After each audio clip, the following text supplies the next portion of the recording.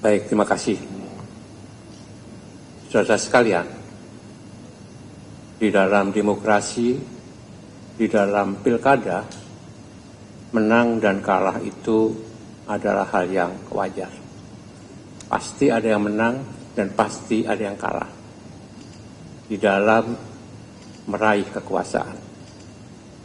Persoalannya adalah di dalam memenangkan proses demokrasi dalam pilkada, ya, apakah nilai-nilai demokrasi, norma-norma demokrasi, norma pilkada itu bisa dilaksanakan dengan baik atau tidak?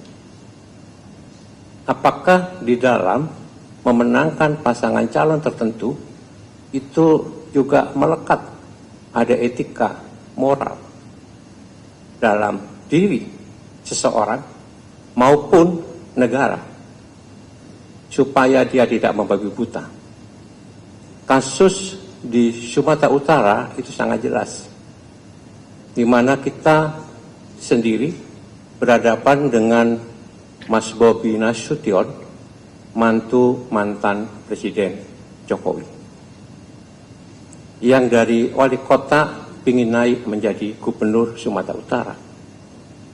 Maka berbagai macam cara dilakukan untuk bisa memenangkan Bobi Nasution melalui kecurangan-kecurangan yang menggunakan parcok, menggunakan politisasi bansos, menggunakan PJ kepala daerah dan ASN.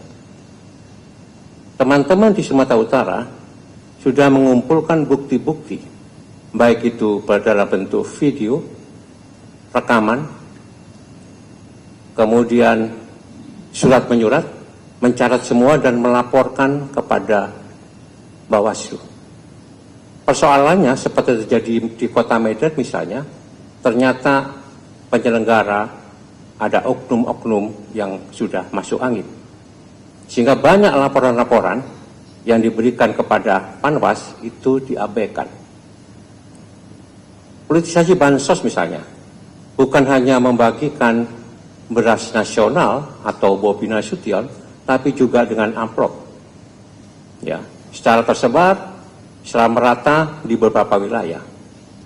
Termasuk juga intimidasi parcok kepada kepala desa untuk dijadikan sebagai tim sukses di dalam menggalang suara, dan ada oknum-oknum di Kapolsek, di Polsek untuk mengamankan suara itu.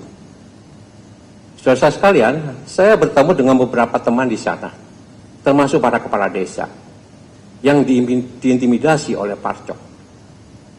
Saya bilang sebaiknya kau bicara apa adanya dan mau bersaksi. Tapi dia takut. Kenapa? Karena akan dicari-cari dan sudah dicari-cari salahnya, terutama di dalam pengelolaan dana anggaran desa. Semuanya dicatat oleh mereka sehingga mereka ketakutan. Inilah bentuk intimidasi cara senyap. Dan dia mengatakan pada saya, mohon maaf Mas Jarod, saya tidak berani. Di beberapa wilayah itu dilakukan secara masif.